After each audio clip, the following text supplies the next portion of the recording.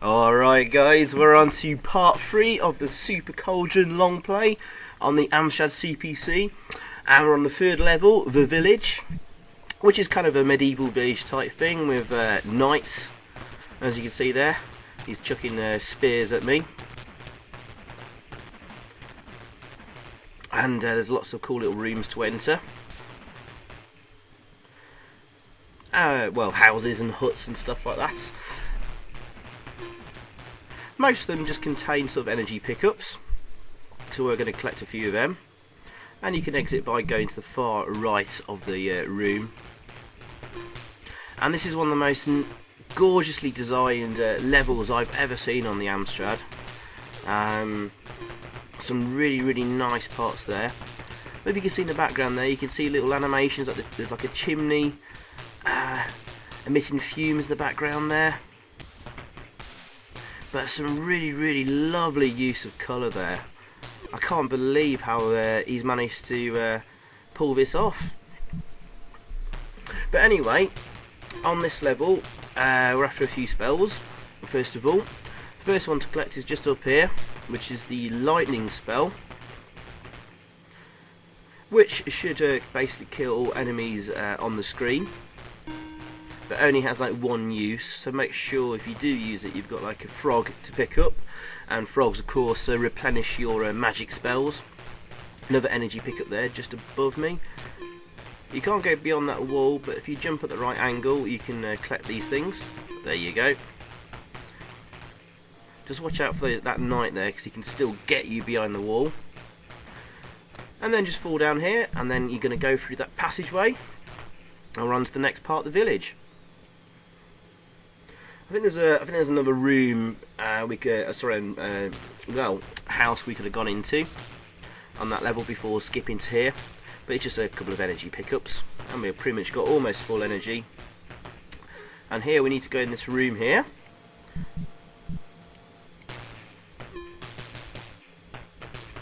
Ah yes, because there's another spell waiting for us to pick up, which is the multiplication spell, which basically sends out, I think it's about 2 or 3 mini witches that will attack enemies across the bottom of the screen.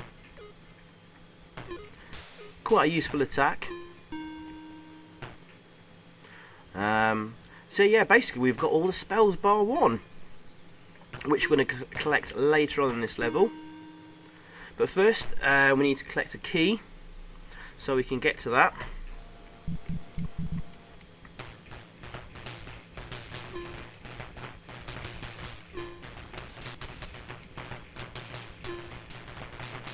And the key's just above our heads, so we can jump on the door frame there to get up. First of all, we're just going to get rid of those knights, and you can attack them at distance.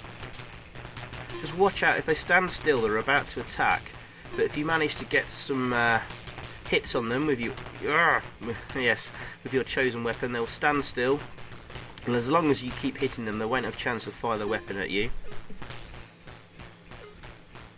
Now this level isn't too hard, and to be honest I think the first level was probably the hardest level. Just need to take your time and be careful with what you do. Okay, that's those 2 pesky knights out of the way, and there's a key we need, and it's really important you pick up this key before moving to the sort of the next stage of the village, because you won't be able to go back and get it. And the key opens a door to a house that contains the sort of second fire spell, which is the only spell that will destroy the boss on this level. So do make sure you've got that key before moving on at least. You can pretty much ignore the other spells apart from the fire spell we need to collect in this level.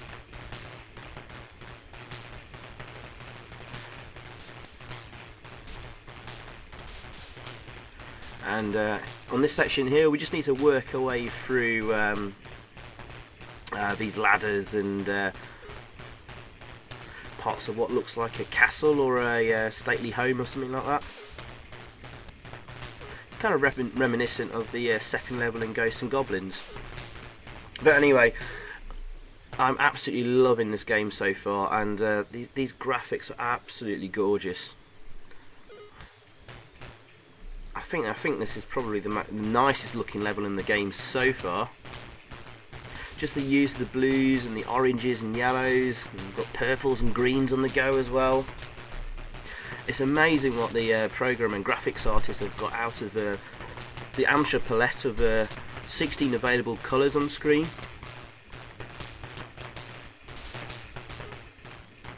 And I wouldn't even call this particularly blocky as well.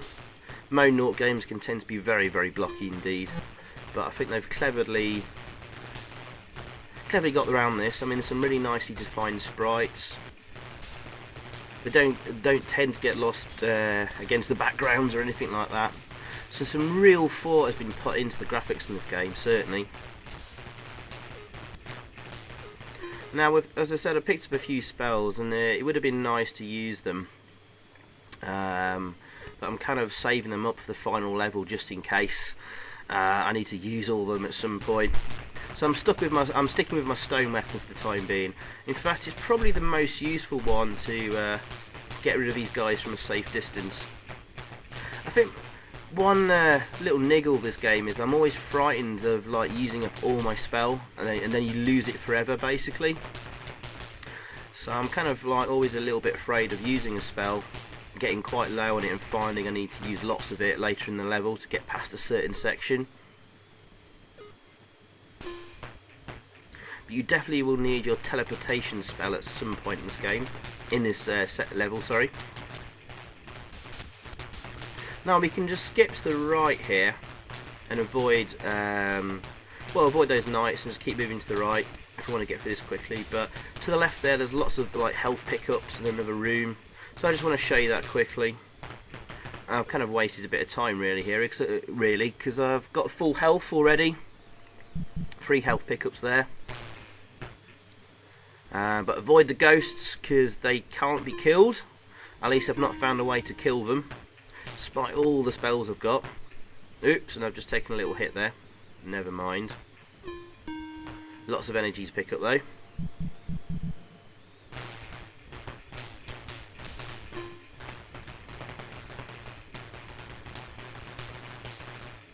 Oh, and yeah, unfortunately, coming up in just a few seconds, we've got a bit of a sort of sound problem in the game, and I believe this only occurs with emulation. There it is. There's a horrible, horrible noise, unfortunately, in the background, guys. I'm really sorry about this. So we're going to make a little edit in the sound recording here, and I'm just going to like fade it out to a low volume because I don't. This is going to do your eardrums in for a few minutes, unfortunately. And I think this only occurs via emulation. I think. It only seems to sort of happen when you basically pause the game via the emulator. And I've tried not to do that. I think I did it earlier in one of the other levels where I was just looking over the map I'd made for the game. So I've done this level without pausing the emulator at any point. Just got through it as best I can. But unfortunately, this sound distortion still appears. Oh well. Oh well. I'm going to use one of my spells here. I'm going to use that slime spell picked up on the previous map. Get rid of that knight there because he's a real git to get rid of. And then this is where you need to use a teleportation spell just to get up there.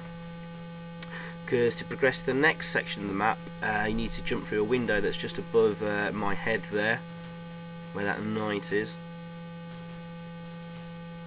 But guys, do not enter there unless you've picked up the key earlier in the map, because there's no way back.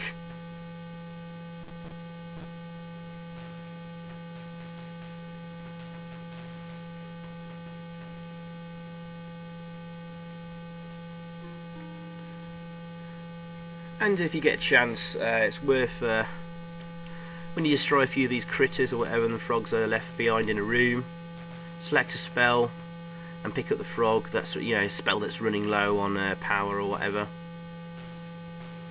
And just to avoid the ghost there, use the teleportation spell again. I think there's another lightning spell there we just picked up. just in case you use the first one already. Okay, so this is basically sort of the final area of this level, and like I said guys, once you get to this point there's no way back to the previous levels, so do bear that in mind. And we've got a rather nasty sort of platforming and jumping section with like moving lifts and things as we get to basically the evil wizard's castle.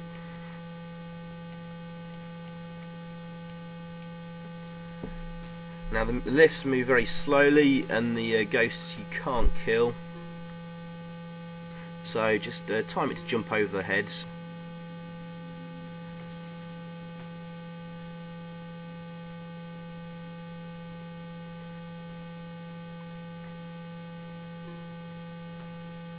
Or under them.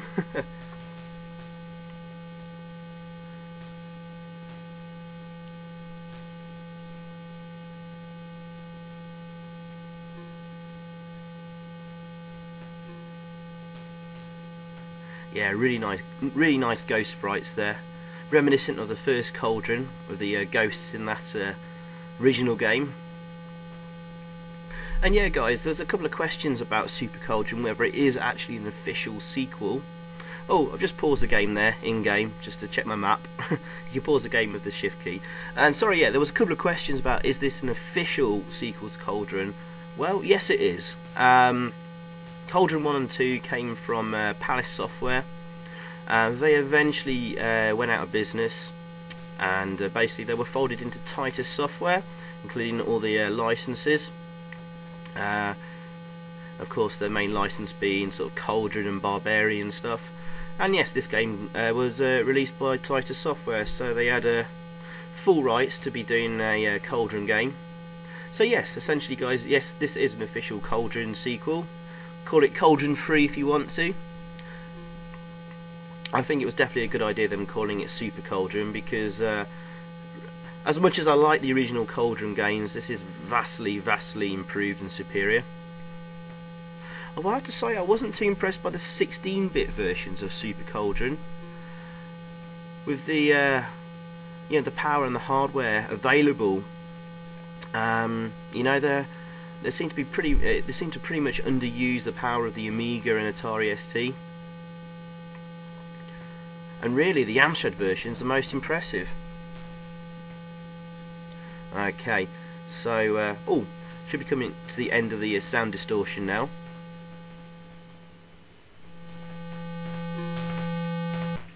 And lo, it suddenly stops. Now watch out for these like bulldogs or whatever. They're really annoying, especially that one above my head, because he's going to follow me and then jump down on me at some point. You know, that's probably where this lightning spell would have come in handy, but I don't want to lose it, because I don't know what to expect on the final level. It's kind of a shame, really, that you do, if you run out of, you know, power for the current spell you're using, and you lose the spell completely, which is a bit of a shame, really, because it makes me kind of afraid to use some of these spells. So I'm kind of stuck with the boring, like a rock spell. Yes, you notice on the previous level we picked up bridge building spells. Strangely, whenever you enter a room, the power of that spell gets reduced to its bare minimum for some strange reason. I think it's a little bit of a bug, or perhaps it's to stop you overusing it to get through the game. Right, yes, sorry, we used the key there to get into this house, and we've just picked up the final sort of flame spell.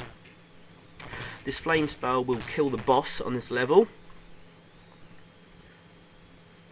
and sort of spreads a carpet of fire across the floor, a bit like the green slime spell we've just tried to use there. See if we could get rid of that at night, because I wouldn't mind that health pickup. But sod it, we'll move on. Got plenty of health. I haven't even lost a life yet.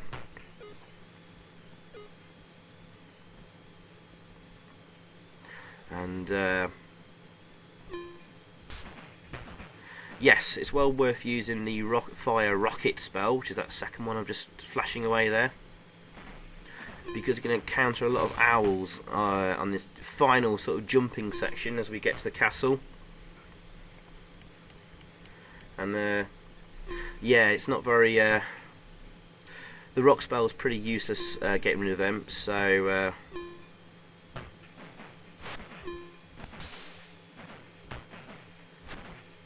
but sometimes you might need to use it if the owls gets too close to you. As you can see, there's quite a lot of owls here, so pick them off now, as many as you can. I'm not sure when I get to that bottom owl there, so we'll switch back to a rock spell to try and get him with a looping rock or whatever. Oh, sorry, it's not a castle we're entering a giant cathedral.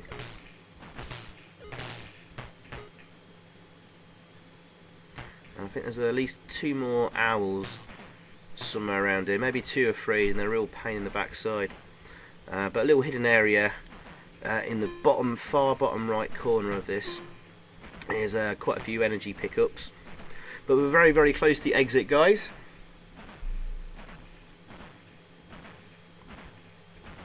And yes, next part will be the final level and final boss battle. Woohoo! And I thoroughly enjoyed this game. Once you get the hang of it and sort of work out where you need to be going and things like that, it's a really, really satisfying game. I'll be honest with you, I did find it initially sort of hard to get into. When I first played this game anyway, many years ago, I really loved how it looked and sort of played, but I don't know, I was always dying too quickly. Well, I wasn't sure where I was going to be going next and all that. So it kind of really helps if you do sort of make a little bit of a map, although it's not really a sort of a maze you need to get through.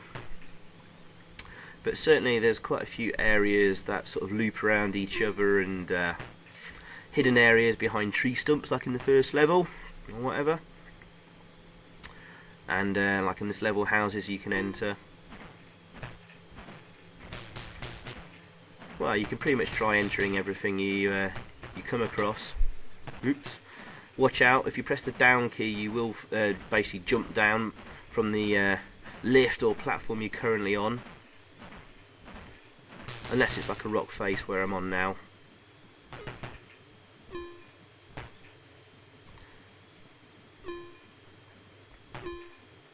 But yeah, I think you really need to make a map on the first level, because some areas you get to only certain spells will allow you to sort of progress in that area, so you need to know which one to go to first. So the first level was pretty tough going actually, and this one's not too bad. Well, here's the here's the boss battle of this level anyway. Select the new flame spell we got. Just basically jump on the table I'm on at the moment, and just dead easy to get rid of him. There he is, he's gone. Pick up the book after the flames are gone. Pick up the frog to replenish your spell, and onto the exit, which is on the far right as always, and onto the next level. Right, right. Well, we'll see you on the next part, guys. The final level, the Cathedral. Hurrah! Cheers and bye.